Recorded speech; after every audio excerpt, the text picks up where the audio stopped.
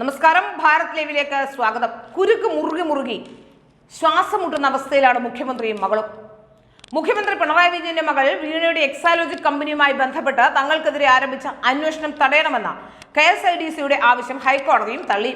കരിമണൽ company Cochin minerals and rutiles ലിമിറ്റഡും Exalogic സൊല്യൂഷനും ചേർന്ന് കേരള സ്റ്റേറ്റ് ഇൻഡസ്ട്രിയൽ ഡെവലപ്മെന്റ് കോർപ്പറേഷന്റെ കാര്യങ്ങൾ ഇടപെട്ടത് സംബന്ധിച്ച് സീരിയസ് ഫ്രോഡ് ഇൻവെസ്റ്റിഗേഷൻ ഓഫീസിന്റെ അന്വേഷണം സ്റ്റേ ചെയ്യാനാണ് ജസ്റ്റിസ് ദേവൻ രാമേന്ദ്രൻ വിസമ്മതിച്ചത്.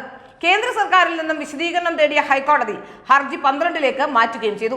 വിവരങ്ങൾ തേടി തങ്ങൾക്ക് അയച്ച നോട്ടീസും SFIO അന്വേഷണവും റദ്ദാക്കണമെന്ന് ആവശ്യപ്പെട്ടാണ് KSIDCയുടെ ഹർജി പരിഗണിക്കുമ്പോൾ പൊതുമേഖലാ കമ്പനി എന്ന നിലയിൽ അന്വേഷണത്തെക്കുറിച്ച് എന്തിനാണ് ആശങ്കപ്പെടുന്നതെന്ന് ജസ്റ്റിസ് ദേവൻ രാമചന്ദ്രൻ ഹർജിക്കാരോട് ചോദിച്ചു. എന്താണ് നിങ്ങൾ മറയ്ക്കാൻ ആഗ്രഹിക്കുന്നത്? അവർ ചില വിവരങ്ങൾ മാത്രമാണ് ചോദിക്കുന്നത്. നിങ്ങൾക്കതിന് മറുപടി നൽകുകയോ നിരസിക്കുകയോ ചെയ്യാം, കോടതി വ്യക്തമാക്കുന്നുണ്ട്. ഒളിക്കാനൊന്നുമില്ലെന്നും എന്നാൽ 2 സ്വകാര്യ കമ്പനികളുമായി ബന്ധപ്പെട്ട അന്വേഷണത്തിൽ ഉൾപ്പെടുത്തിയത് നിയമാനുസൃതമല്ലെന്നും KSIDC വാദിച്ചു. KSIDCക്ക് വേണ്ടി ഹാജരായ സുപ്രീം കോടതിയിലെ മുതിർന്ന അഭിഭാഷകൻ CS വൈദ്യനാഥൻ തങ്ങളെ കേൾക്കാതെയാണ് അന്വേഷണ ഉത്തരവിറക്കിയതെന്ന് ആരോപിച്ചു. KSIDCക്ക് CMRL 13.41% ഓഹരിയുണ്ട്.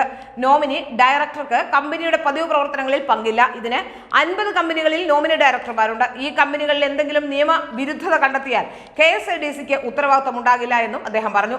KSIDCക്കെതിരെ SFIOയുടെയും കോർപ്പറേറ്റ് കാര്യ മന്ത്രാലയത്തിന്റെയും അന്വേഷണം റദ്ദാക്കണമെന്നായിരുന്നു ഹർജിക്കാരന്റെ ആവശ്യം. സേവനമൊന്നും ലഭിക്കാതെ തന്നെ കൊച്ചിയിലെ കരിമണൽ കമ്പനി വീണയുടെ എക്സാലോജിക് സൊല്യൂഷൻസിന് കൊടുത്ത കോടികളെക്കുറിച്ച് SFIO അന്വേഷിക്കുകയാണ്.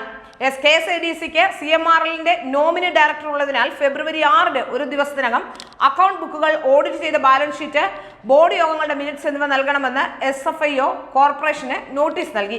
എന്നാൽ ഇതിനെ ഹർജിക്കാരൻ ചോദ്യം ചെയ്യുകയായിരുന്നു. ഇത് നിയമപരമല്ലെന്നാണ് ഇവരുടെ വാദം.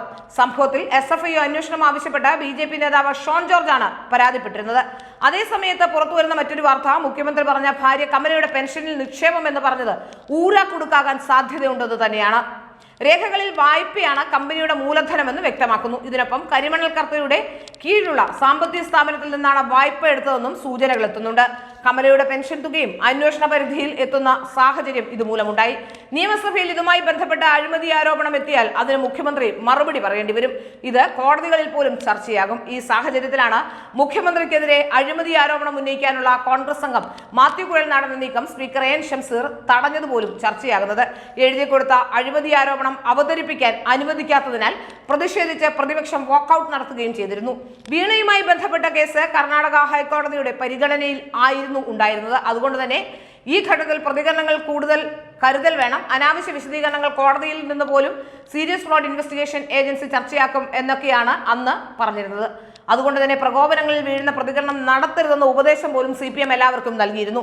പ്രകോപനം ഉണ്ടാക്കാൻ പലരും ശ്രമിക്കുമെന്നും അതിൽ വീഴരുതെന്നുമൊക്കെയാണ് ബന്ധപ്പെട്ടവർ നൽകിയ ഉപദേശം. അതുകൊണ്ട് തന്നെ ഓരോ വാക്കും ഈ വിഷയത്തിൽ കരുതലോടെ മാത്രമേ ഉണ്ടാകൂ എന്നതാണ് വസ്തുത. മാത്യു കുഴൽനാടനും ഷോൺ ജോർജും കൂടുതൽ അഴിമതികൾ പുറത്തു കൊണ്ടുവരുമെന്ന നിലപാടിൽ ഉറച്ചു തന്നെയാണ്. അങ്ങനെ ആരോപണം എത്തിയാലും കോടതിയിൽ തീർപ്പുണ്ടാകും വരെ തൽക്കാലം എക്സാലോജിക്കുമായി ബന്ധപ്പെട്ടവർ പ്രതികരിക്കില്ല എന്ന തരത്തിലുള്ള സൂചനകളും ഇപ്പോൾ പുറത്തുവരുന്നു.